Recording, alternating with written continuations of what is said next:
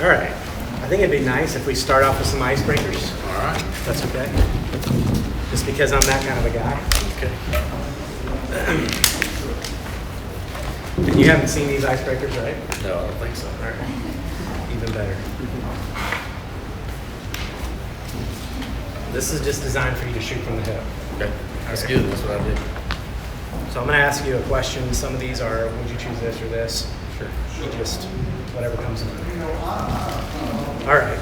Hunting or fishing? Fishing. Fishing. Okay. Can you guys hear us? Yeah. Favorite sport to play? Baseball. Favorite sport to watch? Nothing. Nothing. Nothing. Why is that? I don't know. Sitting still watching something. Yeah, not a big fan. Favorite adult beverage? Wine. Wine. Red wine. You have a Red preference? wine. Red wine. How do you take your coffee? Black. Black. No sweetener. You guys taking notes? 'Cause you have to apply these things. Beach or mountains? Mountains.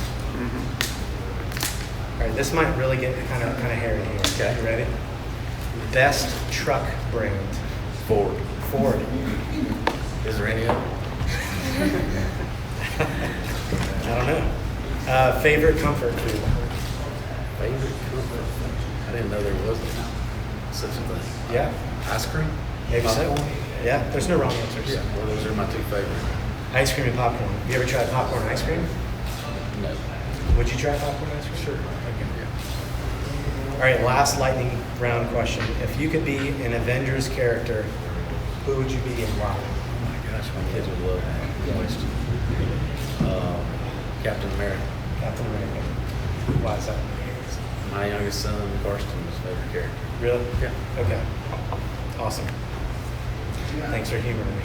Yeah. All right. Those were easy. Those were pretty ezy, right? Yeah. It's going to get more dangerous as we go on. Yeah, well, I suspect that would be the case. Okay. So tell us a little bit, for those who probably don't know. Project a little Project bit. louder. Okay. Okay. So for those who don't know, tell us a little bit about your background, your family, growing up, where you're from, all that kind of good stuff. All right. I was born in Ball Ground, raised in Ball Ground. I was the youngest of 10 children. I was born to my parents. My dad would be 100 years old next year if he was still alive. He died when he was just short of 92. My mom's still alive. She is 18 years younger than my dad, which is kind of interesting. So when they got married, my dad was 36. My mom was half his age, 18. Most people don't know that's pretty crazy. They went on to have 12 children.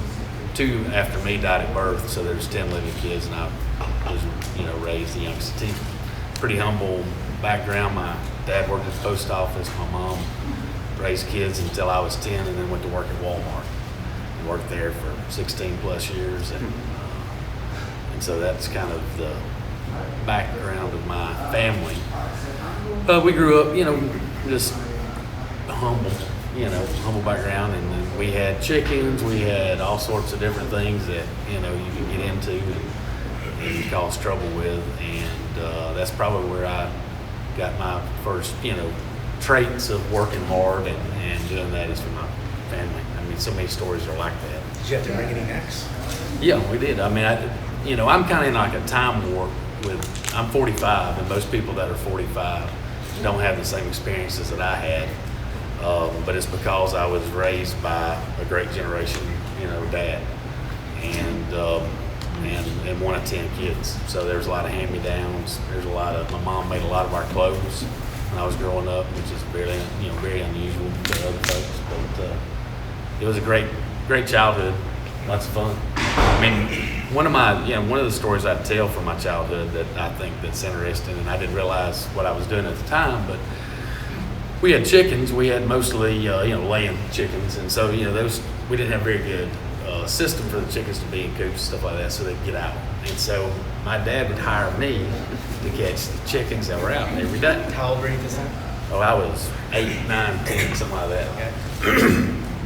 And so there's a kid down the street, Jimmy Coward, and so my dad would pay me 50 cents per chicken that I caught. And so I did a deal with Jimmy Coward that he would catch them for 25 cents. And so I could go inside, stay in, not in the air conditioning, but it was at least cartoons, And so I had my first business venture when I was probably 8 or 9. I subcontracted to my neighbor down the road for 25 cents. My dad came in, my dad said, actually, and I remember this very, very well because it was a big lesson learned, because he came in and said, what's Jimmy Cowart doing catching the chickens out there? And I said, well, I hired him to do it. And he said, well, I just am firing you and hired him directly. So I got cut out. Lesson learned. Business is tough. I mean, for only if my 8-year-old had that kind of work ethic, I do, yeah. that would be fantastic. Do you hire yourself out for coaching? No. But that just evolved, and it was kind of fun. It's a great memory. And I've passed that story down to my kids, and from an early age. I mean, in 3rd grade, education changed for me. It was a struggle, and so that my outlet was outside doing something else, or thinking, or understanding the relationship between all my siblings and my parents and everything. So all that became a very, very heightened, as I said. I was never diagnosed with dyslexia. I've only come to realize that I have dyslexia through my children, as I've had to deal with dyslexia in my youngest son and daughter. And so that's kind of how it came about, where I'm like, oh, it makes a lot more sense to me now why I had a very difficult time comprehending and writing and all that kind of stuff. But you talk about how people who have dyslexia see things differently, so they see in concepts, they're better at visualizing. Well, you compensate because we think of learning, and we completely relate learning and knowledge to reading. And when you're raising your kids, you believe that you teach them to read, then they will gain the knowledge through reading. And so that's where there's that gap when you don't realize a child has dyslexia, and you're pressing to learn to read, and you think it's more out of laziness or something like that, and they're not reading. And so you kind of bang your head against the wall, and you want to bang their head against the wall, and then you realize there's something there, and that something there is that it's not easy for them to learn because they can't read. And what they do read is such an effort to read it that they can't comprehend it very well either. And so that's kind of why I think that you compensate and you start developing methods to gain your knowledge of the concept, and through seeing through something, and I think that by far my profession is really a multitude of things, businesses and surveying and engineering and development and all that kind of stuff, and there's no doubt about it, from an early age, in compensating for the lack of being able to read proficiently, and certainly having a comprehension problem, you wind up visualizing, and then that makes you wind up literally looking through relationships. You see through relationships and groups, and you put people together, and you wind up seeing the same thing in the physical nature of land and the things that I do, and that really is what strengthened me when I didn't even realize I was being strengthened. So That's interesting. So you lived in Cherokee County all your life. Right. Born here. That's lived correct. in Ball Ground. Lived in Ball. Why do you continue to choose to stay here? That's home. Oh wow! I mean, you can't hardly pick a better place and opportunity to live. I mean, you can hone in on it as much as North Atlanta, state of Georgia, and the Southeast. It has such a diverse economy. There's so many opportunities. There's diversity, and from the beaches to the mountains. I mean, there's really I can't make good sense out of moving anywhere else. Yeah. Why? So why Ball Ground? I'm curious. Like, I know that's where you're from, but That's for it. There you go. There's 10 of us, and all 10 kids. All 10 of us still live in Cherokee County. How many kids from the kids? How many Oh gosh, grandkids? 20 something. I don't know. Yeah. My dad used to keep counting, and when he passed away, we stopped counting. So He held the number, right? yeah, he was very proud of it. So I know you talked about growing up as the youngest of 10 kids. Do you feel like that's shaped you in any way? Yeah, I mean it's whenever you're the youngest and you have 9 siblings and they're all in a wide range of age, and then you pass to your parents, so you kind of can see, and again, this is part of that concept that through I think dyslexia that makes me aware of it, is you kind of see the whole process of growing older and growing up and choosing a career, making mistakes, doing some things right. I mean, you can kind of get it all in a glance by looking at all your siblings and your parents. Yeah. So it was a huge, we didn't have very much stuff. There was no, you're youngest of 10, you kind of, people say, oh, you're spoiled. I said, well, there wasn't a whole lot of stuff to be spoiled with, but there was a tremendous amount of love. And that was huge, growing up. And you talk about your mom. What's it been like? What do you think are some of the biggest things you've gotten from her? My mom and my dad, there's no doubt about it. I think about my dad and his generation, the greatest generation. I think that oftentimes we forget that, they were great because they didn't know.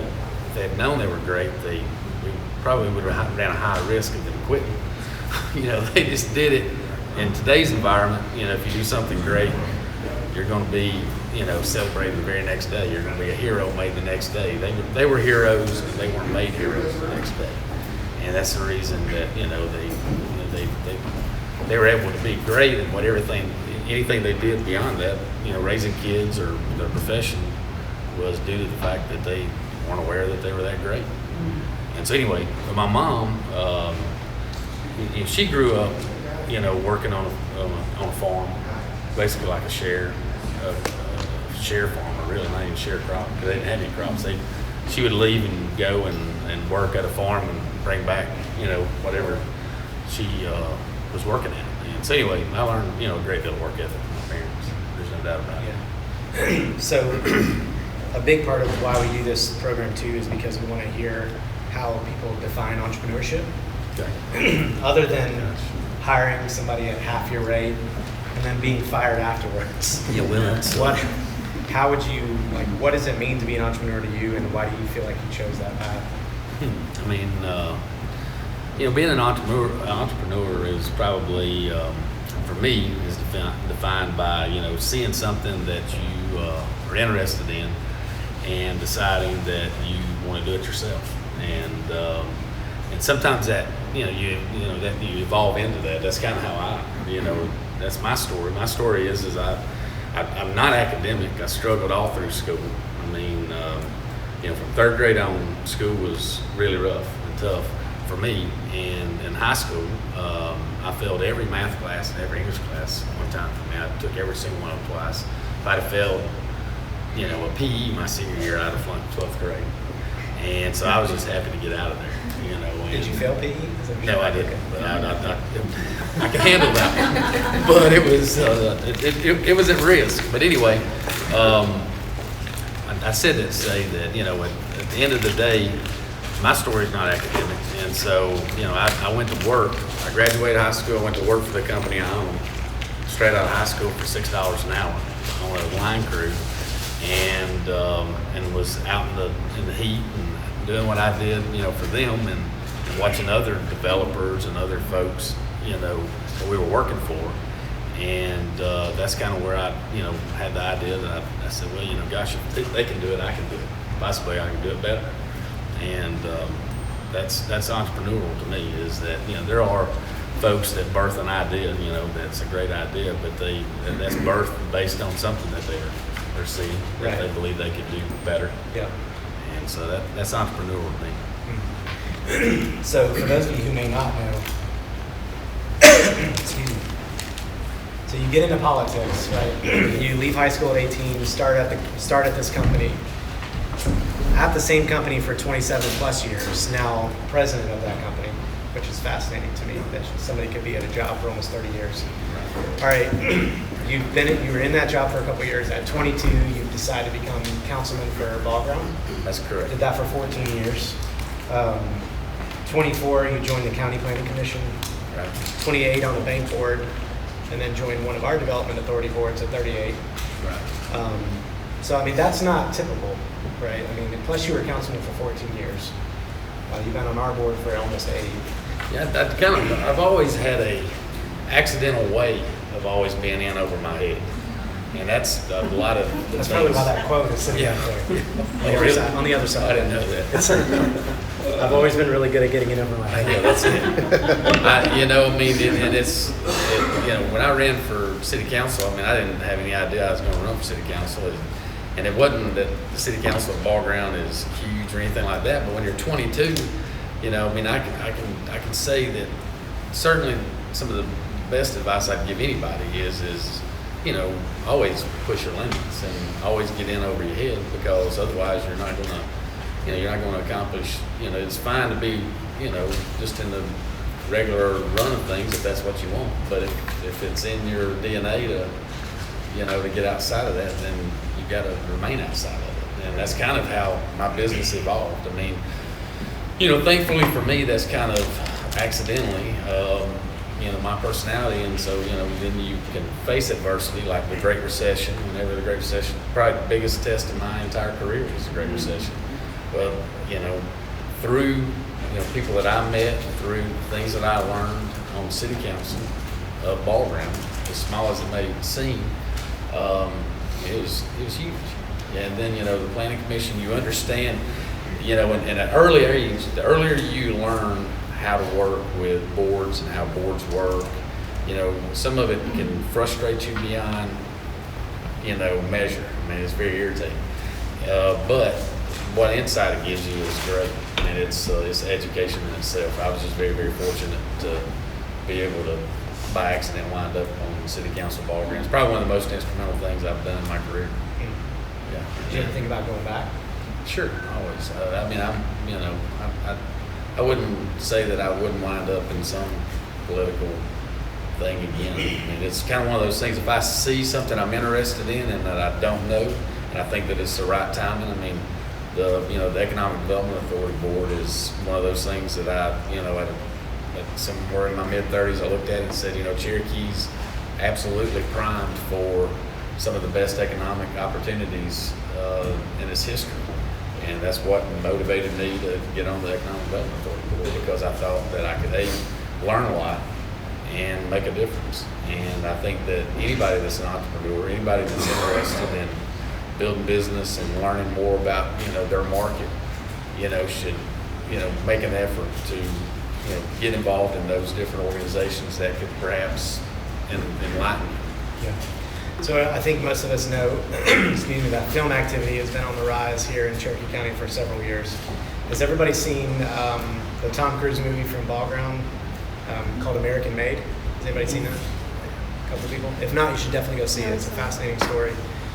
But you have a good Tom Cruise story.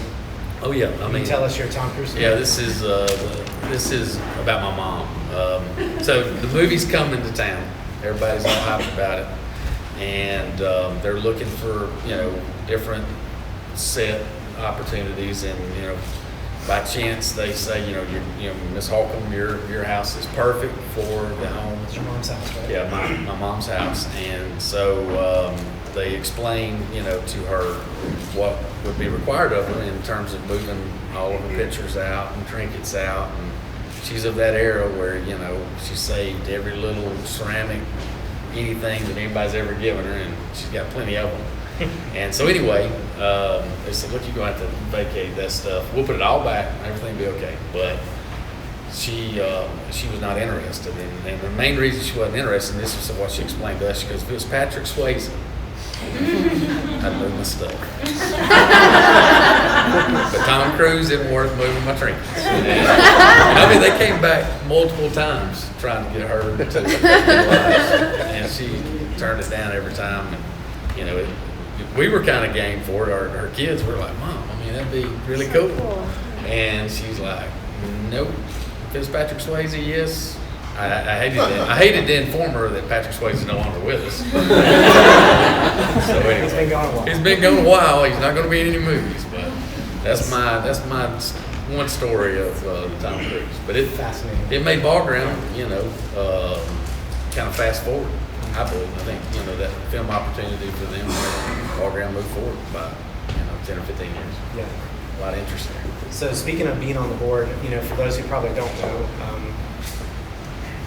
what do you feel like your role is on our development, one of our development authority boards for our office, and then tell people a little bit more about the 75, Cherokee 75 part. I mean, my strength is development. My strength is making very simple and quick assessments of land and land use and things like that. It's something that is I'm strong at. And so anyway, my job on the board is pretty much anything to do with actually moving dirt and development and land.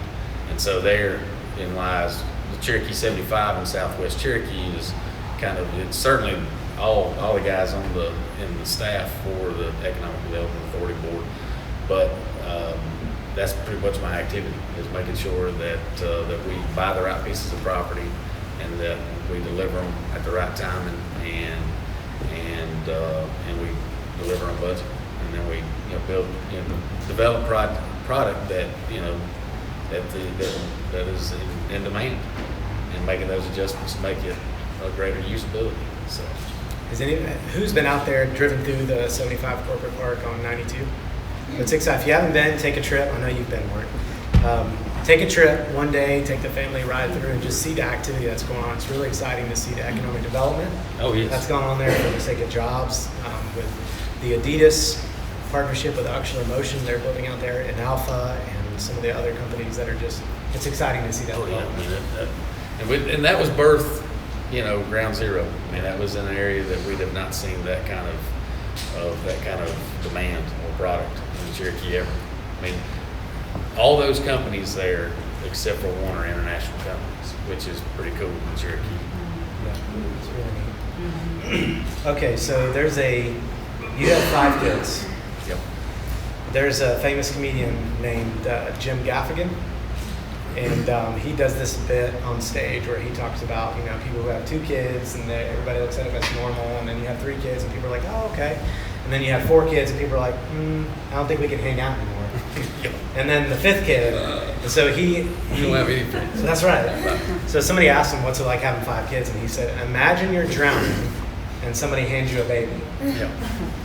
That's how he describes having 5 kids. And what's it like having 5 kids? It's great. I mean, it's like the motivation in having 5 kids is that you're making people. My most satisfying moments is when I see them mature click by click by click. It's sad to see them grow older, but that is the goal. The goal is to make them into little people and 5 little different people in my case, and 4 sons and a daughter, right? 4 sons and a daughter. And I tell everybody, I say, if you can have 1 or 2 kids and you can love them enough to be good parents, but you click on up to 4 or 5, it really has nothing to do with loving your kids. You better just love parenting. You better love your stuff being broken. You better love stepping over stuff. You better love getting out of your car to move the bicycle multiple day after day. You better love repeating yourself, because it has nothing to do with loving your kids, because you're going to love your kids. But I mean, when you get 4 or 5 or click on up there, I think that good advice in parenting is that you better love parenting. Yeah. That's it. Yeah. 1 or 2 kids, you can love your kids and make it through. 5, it's a long haul. You better love, all that goes along with being a parent. Because your responsibility is to make them into productive people, and that's very, very satisfying. Yeah. Right. Yeah. My kids now, on that same note, they work to make their own entrepreneurial opportunities as well, and they do a couple different businesses. I remember at a baseball tournament, they had a lot of baseball, and so at a tournament, I noticed my kids have got lots of money. I mean, they seem to be rolling in the money there. They're going to the concession stand, not asking me or my wife for any money, and lo and behold, they had in Douglasville the rubber band making stuff. I don't know what it's called. They basically set up shop in the pavilion and was going to every one of the fields and they could custom order their colors. And my oldest son was running the whole gig. And they had hired salesmen. I mean, they had, because it was a whole weekend long tournament. I mean, and they made hundreds of dollars. And they figured out my daughter could sell better than any of them. She was very cute. And so, I mean, my older son knew he was past the point of cute, so he's just running he's running the manufacturing part and making sure the salesmen are bringing the money back. Right. And so, I mean, that's a true story. They got that honest. Yeah, they got it from somewhere. Maybe, I think there's a lot to not giving them anything, and then they figure it out. I was just thinking about this the other day. So I've got 3 kids, 3 daughters, and I started to think, like, should I, because we don't do allowances in our house yet, and I started to think, well, maybe I should start thinking about the whole allowance thing, right? I mean, I didn't really get one when I was a kid. And then I started to realize, if I start giving them an allowance, it's probably going to squash any entrepreneurial spirit that's in them, and they're just going to treat it like a job. Yeah, there's some truth to that. I mean, yeah. I'm not against allowances, don't get me wrong. I know it might work for some families, but I think that giving them too much is for sure going to make them not have that much entrepreneur. I mean, I think that's definitely part of it. I mean, we make things very, very available to our kids, far more than it was whenever I was growing up. And, there's no doubt about it, whether it's the entrepreneurial part of it or just being responsible and conservative or having goals. We kind of set their goals and expectations where it'd be better off if we sat back and didn't set their goals and expectations, both academically and financially. Right. And because then you kind of develop your own game plan. There's no doubt about it. I'm so thankful that my parents were not as involved. I mean, I graduated, my dad gave me $100 and said, good luck. He says, you can live in this house as long as you abide by my rules. And he didn't say, I think you ought to do this. I think I'm going to call down and try to get you a job. Or, they knew, they were just happy I was out of school. They knew I wasn't academic for sure.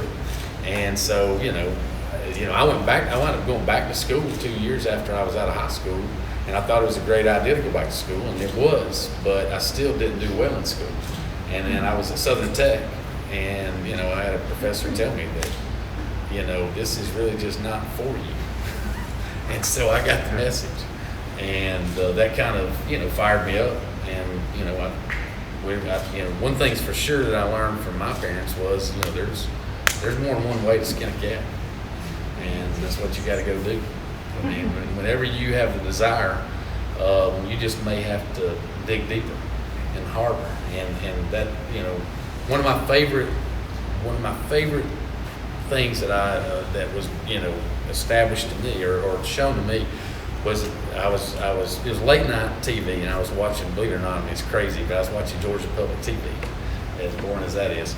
But anyway, they were interviewing. It was during graduation season, and they were interviewing Georgia CEOs, and they were asking those Georgia CEOs. They said, what piece of advice would you give to this graduating class?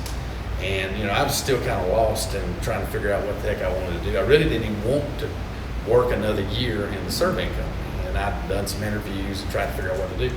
And so they interviewed all these CEOs, and they said the very, very typical things that we tell our kids oftentimes, and that is, follow your dreams, get an education. Education is so important, and it is very important. But the same things that was very, very standard to answering that question, what advice to give. And they got to Pete Correll. Pete Correll's retired now, but he was the Georgia Pacific CEO. And he had some pretty hard school knocks, and he's a great guy. I mean, there's some stuff to read about him, and he's very inspiring.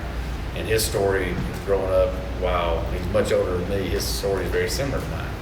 But anyway, they got to him, and he said, well, just remember this, that you can get more done working 60 or 70 hours than a guy working 40 hours. And it clicked. I mean, it clicked to me and said, you know what, I'm not that smart academically, and I want to struggle, but I'm going to work more hours. I'm going to work longer hours. And that's, again, compensating for whatever your weaknesses are. For some people, it takes me 3 times longer to write an email or read an email. mean, email's probably the worst thing that's ever happened in my career because of dyslexia. Right. Because, I mean, you know, any lengthy email, and I just feel like, gosh, they should have called me. I'm not going to look at that one. But the truth is writing an email and responding. Anybody that does business with me knows I'm not very good at it. And I mean, I've had partners call me and say, I have no idea what you just said in that email. I mean, and it's because, you know, if I'm firing one off quickly, I'm going to leave out critical words because that's just what I do. But, you know, the advice that Pete Carell gave that late night on Georgia Public TV that said, you know what, you know, set aside all the other things that the other CEOs said, that's great. But remember, you're going to get more done working 50 or 60, 70 hours than the guy working 40 hours. And then that's basically what, you know, I started doing. You talk a lot about self-awareness too. So just hearing that story makes me think of the fact that you're aware of what your strengths and weaknesses are. I think develops you as a leader and as an entrepreneur. And I know that some people that aren't very self-aware, they can struggle because they're not aware of, well, what am I good at? What do I need to work on? Yeah, whenever you're developing and honing your business and your business sense and your business presence and everything, I mean, I tell a lot of, you know, I refer to it as, you know, it's like driving a car. You got to know the blind spots if you're going to drive that car every day in and day out. You got to know those blind spots. And, you know, truth is all in today's technology, they're making cars smarter and smarter. It's making the driver dumber and dumber. Is the bottom line. Sure. And, you know, the bottom line is that as individuals, as leaders, as parents, as anything, I mean, in parenting, you got to know your blind spots. You got to know that you lose your cool a little bit too quick, and you got to make yourself very aware, very self-aware of that, so that you don't do it. I mean, you know, people say, well, you can't really avoid mistakes. Well, you can minimize them, and the objective is to avoid them. And so, I mean, you can hone your art of business or your art of parenting or your art of friendship or whatever be the case. And I think that it's knowing your blind spots. I mean, that's a big part of it. I often tell people when I'm meeting with investors and we're looking at projects, I often tell people, I say, you know, look, I mean, you know, you're not successful by the deals you do. You're successful by the deals you choose not to do. I mean, I can to many of projects where, you know, looking at a spreadsheet, which is very manipulative, that I can fall in love with a deal by looking at that spreadsheet, because I mean, it's, you know, it looks well. Nobody ever gives you a spreadsheet whenever you're looking at investing that doesn't show a great return. And so you have to approach a lot of opportunities and projects and things like that, and not in the effort to find the next deal, but you're successful by being able to pick the ones not to do. And that's the same thing with clients. I tell people all the time, you know, I don't work for everybody that calls me up, because I mean, I had this conversation just this week with one of my employees where we were bidding a project. I said, you know, this project's not for us. You know, we just are going to pass on, because, you know, I look at, you know, opportunities there as well as land properties, and say, you know, I'm looking to avoid a deal that I don't need to do. And I think that's, you know, that's that self-awareness. You know, it's the same in parenting. I mean, you know, my middle son locked my keys. You know, they're old enough where they can crank the car. They want to crank the car. You know, they said, Dad, let me crank the car. Well, he locked the keys in the truck 3 days in a row. I mean, and my spare key was at the office. I thought, well, he's learned his lesson. I put it back at the office, where it's better. The very next day, like, keys in the car again.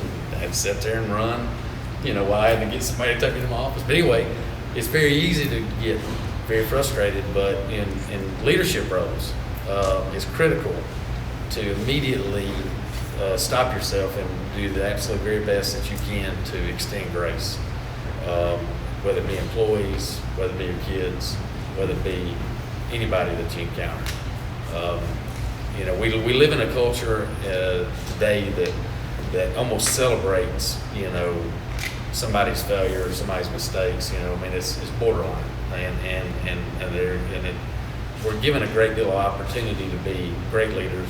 We're given a great deal of opportunity to be great parents, and in those moments, it's critical that you understand what makes you know, those parents that you respect, great. Those other leaders that you respect, great. And it's a great deal of their patience. It's a great deal of their grace, and sometimes you gotta remind yourself of that. So, just checking the time here to see, because I've got so many more questions. Sorry. No, you're good. This is great. Because I want to make sure we have time for you guys to do some Q&A at the end in a minute.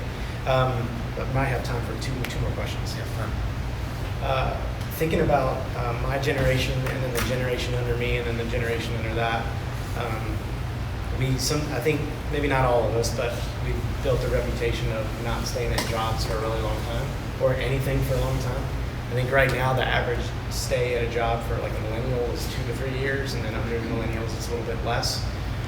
But then juxtapose that to your career, right? You've been in the same company for almost 30 years. You were councilman for 14 years, been on the board for 8, and other stuff for 5 or 6. How do you feel like you've gotten to a place where you can see the long play, right? Where it's more of a marathon, less of a sprint. I mean, how do you stick with something that long? Gosh, I don't know. I mean, by accident more than anything. I would have been game to change, and in a lot of ways, I have changed jobs. I mean, in my career, when I first entered my business, I was an employee. Then I transitioned to an owner along with 2 other partners, and then that partnership transitioned to a two-member partnership, and then heading into the recession in September 2008, I bought my last partner out. And because he's at a different age than me, he's saying, "Hey, let's shut down." Well, I knew if we shut down, it would be easy to crank the motor back up. And I was looking through the recession. Now, I didn't realize that I was looking way through the recession, but I was looking through the recession and saying, "Look, I mean, I don't want to start all over after this, and I think that I can navigate. I think that there's opportunities for what I do. I just had to reinvent my business." And in that process, and it was required of me really because he wasn't on board. Great partner, he and I are still great friends and probably one of my best mentors. But he was not on board with that idea, and so it forced me to buy him out, which was very difficult in September 2008 with a bunch of young kids and all that. And but as far as getting back to your question, to us, long range versus millennials and those short term. In today's environment, it's unlike any time in the past. Everybody that was a mentor to me, and including my parents and everything, they were defined by their career most times. I mean, I bet most of us could say, that the people that we admired that were older, that may be retired now, maybe still be in jobs, they themselves were defined by their career. We live in a day and time, the millennials or whatever generation is coming along, they're not defined by their career. They're defined more by their recreation. They're more defined by their socializing and all that. It's totally different than what it was. I mean, that's a paradigm shift for sure, because most people now they don't want to be identified by their job. If they're an attorney, they post more pictures of them, rock climbing or whatever. I mean, and therefore you start learning that, that guy's. You think of him not as necessarily an attorney. You think of me more as a fisherman if you see the things that are interesting. I'm a little bit more inclined to be defined by my career because I don't have a great deal of hobbies because I enjoy my job so much that it feels like a hobby most of the time. Now, there's certain things that don't feel like a hobby related to it, but you feel like some of that's connected to purpose too? Like I know there's just talking to friends who are millennials, there's a deep sense of purpose too, that maybe the older generation's got a lot of purpose out of their career. Absolutely. Whereas nowadays, I feel like the younger generations, and it's not a knock, it's just...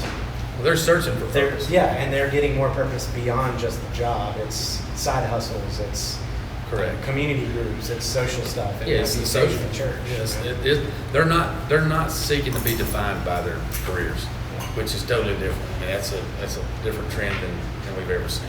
Right. Well, probably last question, and then we turn it over to you guys for some Q&A. It seems like too, just in conversation and talking to people who know you well, that faith is a big deal of who you are. Yeah. Talk some about like where that came from and why it's important for who you are today. Wow. Okay. Well, it's 60 seconds. Yeah. No, I'm joking. Bottom line is I can summarize what I feel like and how it shaped me is that I think that I view my relationship with God as the most important one. No doubt about it. I'm far from, a good person, and thank goodness He's not necessarily expecting me to be a good person, but He is expecting me to believe in Him.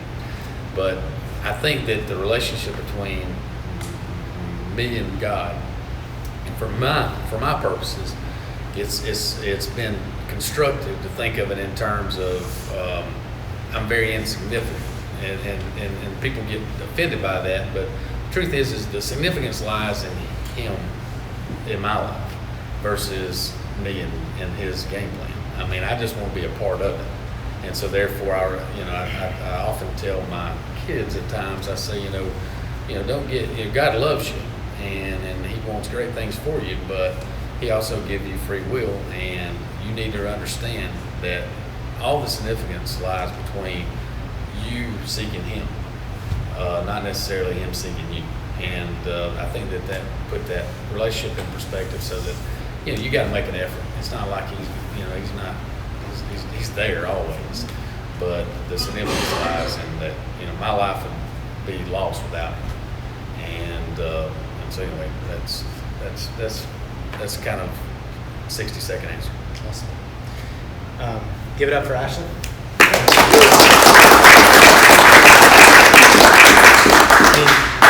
As always, there's so much more we can get into, right? Oh, yeah.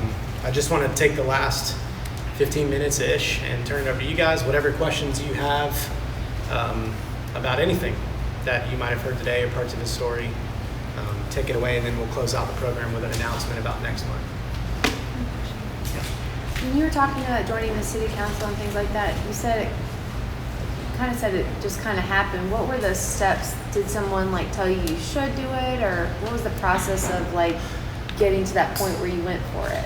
There was an issue in the city, and so I attended the city council meeting and I spoke on that subject, and so one of the other residents, much like any type of thing that you get involved in, said, golly, you seem to be interested and aware, and I said, gosh, I'm 22. I really have no business, and so that's really how I led.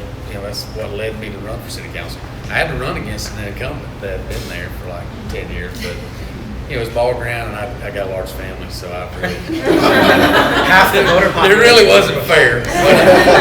But I campaigned door to door, which was I kind of always if I'm doing anything, I kind of just do it, and I kind of make it a bigger deal in my mind than what it really is. That's really cool.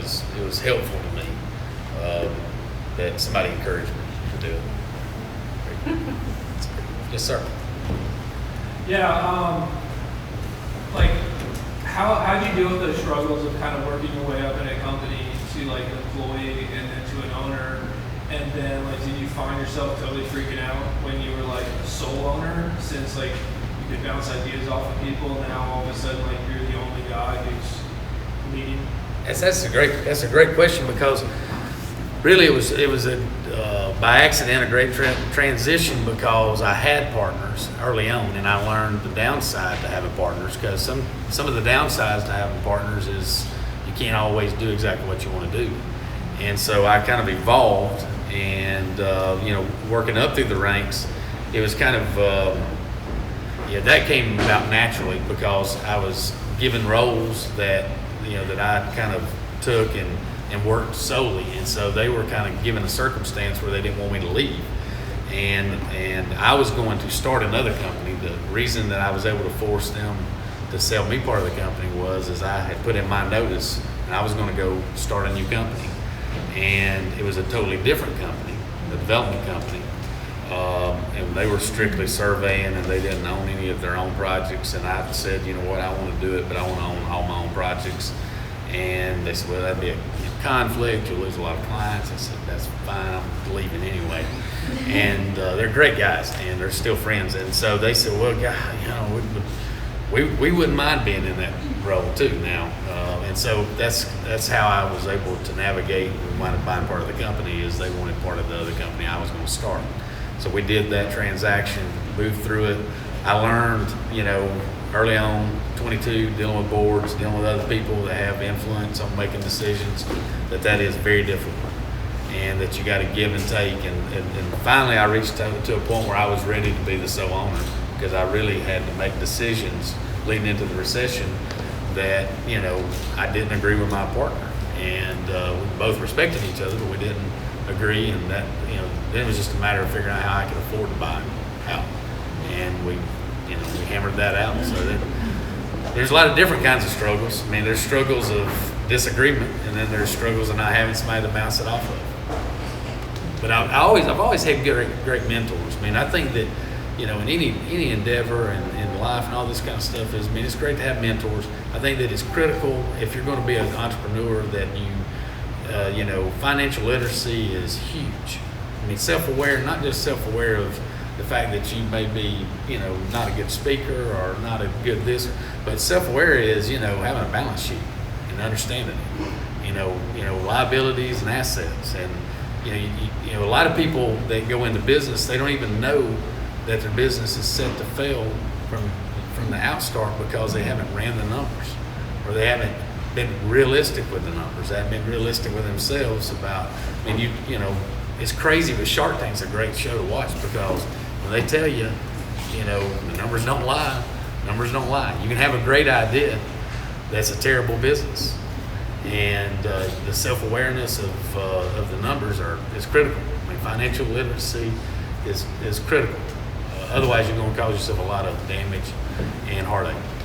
That's good. What else? Lee? I got a question. So you didn't go to college, right? I went 2 years and then quit.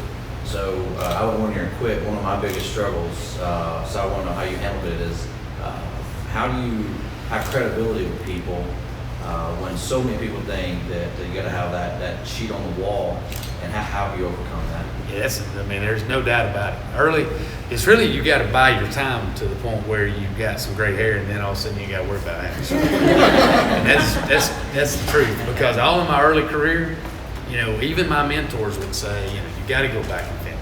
They didn't realize how not good at school I am. But they thought they were giving great advice, and it is great advice. I mean, if you are academically astute and can go and do that and make pretty easy work of it, I mean, you should go and get a degree. But for a handful of us that suck at it, so you got to go figure out a different way.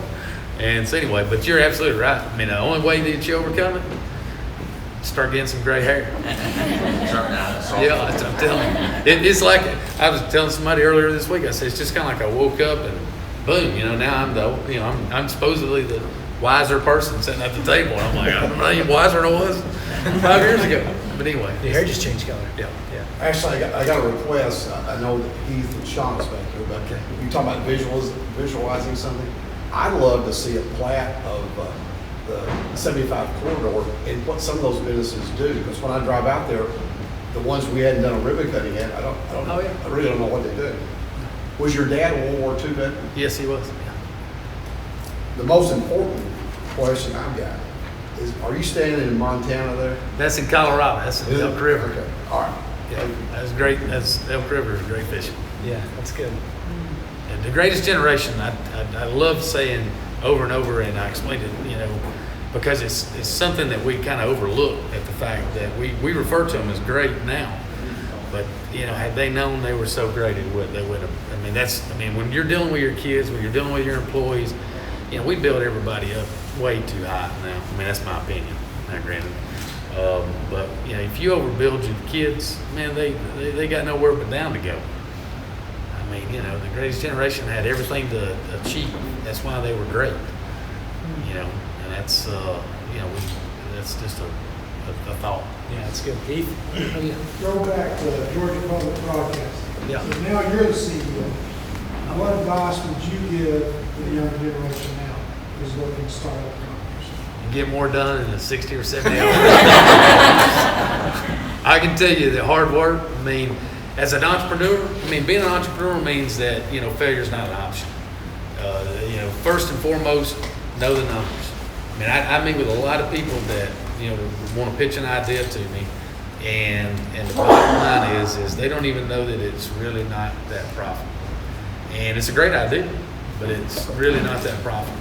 And it's because they are not honest with themselves about the numbers, or they're not even self-aware and hadn't thought through.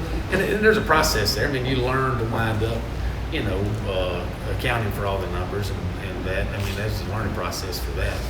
But you got to be aware of the numbers, and then you got to dig like you never dug before. Because I mean, great ideas. There's a lot of great businesses that fail just to the fact that the owners or the leaders don't have the tenacity to knock down the obstacles.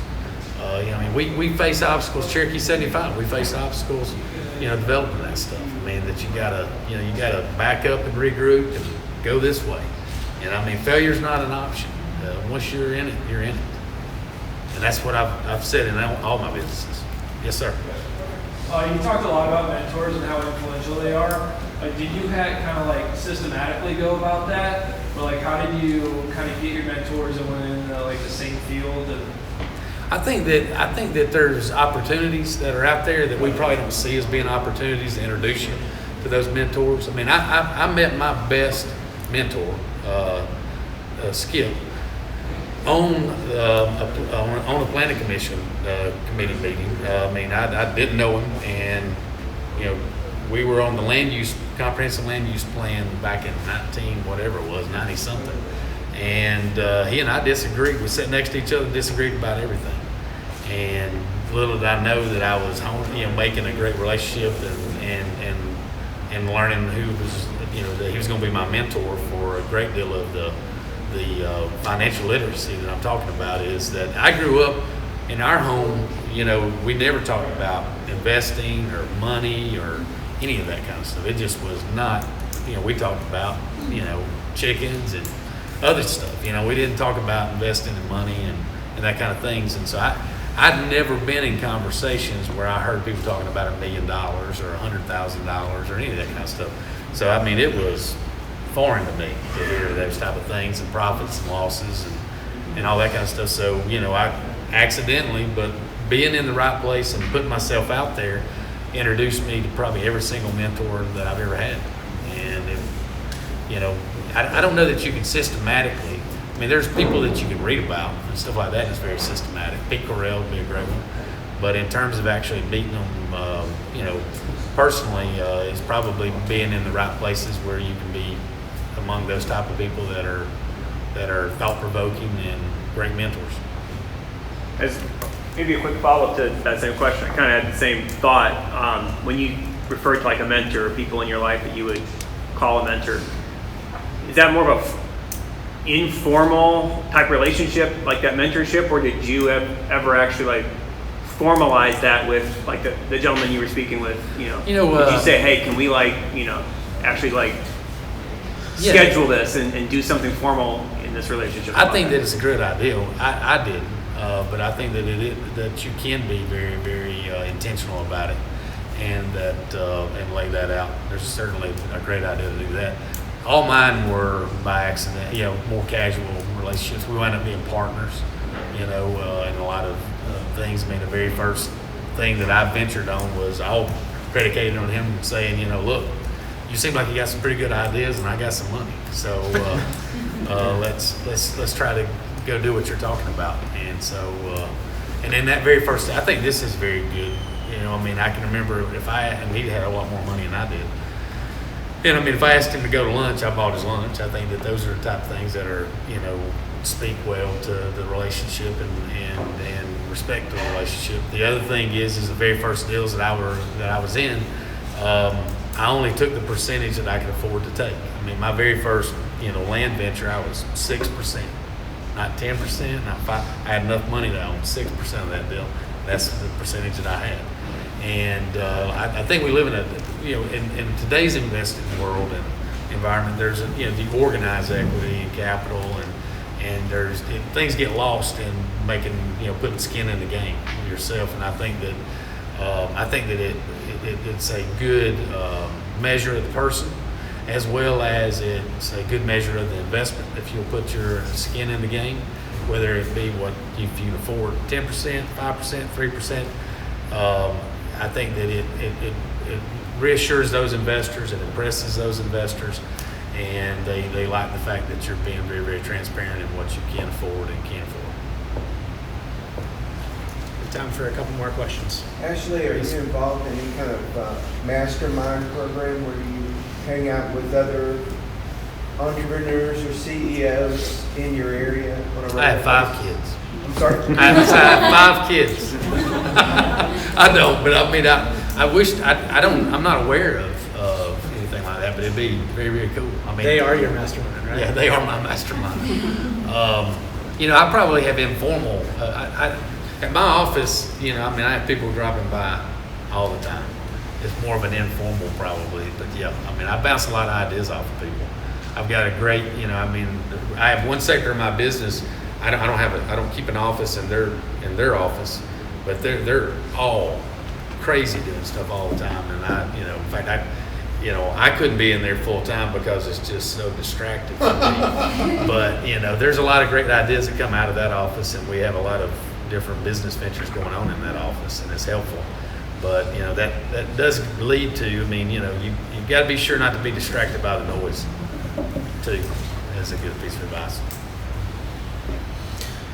One more question. Anybody? Come on.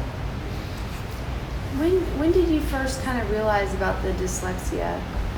I didn't realize it until my kids had struggles, and we were getting them evaluated, and then if something that interested me, I started reading about it. The psychologist that evaluated my youngest children, explained how hereditary it is, and then I started seeing such an incredible resemblance of my youngest son and my daughter, and what they struggle with and what I struggle with, and I just never knew it was dyslexia. You never knew when you were in school and stuff? Never knew. Wow. I was in special reading classes. I was in a lot of those type, pull you out and go to the small room and that kind of stuff. Fortunately for me, I'll say this, that I hesitate to elevate too much about it, because like I oftentimes think to myself that I'm glad I didn't know, because my mother, I've heard my mother say many, many times, well, if they had class outside, he'd do better. He's just outdoors, and so, I thought to myself, well, maybe I'm not that dumb. Maybe it's just that I need to be outside. What's wrong with this school? It's just not outside. And so, you kind of overcome based on the fact that all y'all are just people that like to be schooled inside. I want to be schooled outside. Why can't everybody else just be like me? So that's right. And so in a lot of ways, I appreciate the fact that my mom kind of gave me an out, in terms of, not an excuse, because it wasn't an excuse. You still expect me to do my work and try to pass. But, there's something that floats around on Facebook with Albert Einstein, or one of those great minds. And the mom, had the letter from I don't know if has anybody seen this? Where, the teacher sent him home and said, we can't educate your son anymore. And it said things that were negative about him. And the mom, said, when she answered Albert Einstein or whoever it was, she said, well, this note says that you're so smart that they can no longer teach you at that school. And then I'm going to start teaching you here at home. Have you seen that? It's ancient memory, right? Yeah, I remember seeing that. Yeah, I think of my mom oftentimes when I run across that, because that's what she did for me. Good stuff. All right. Thank you again, Ashley. Oh, yeah.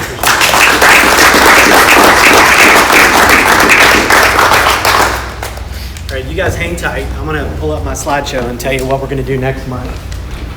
And Ashley, I don't know if you have time to stay a few minutes after for everybody to talk.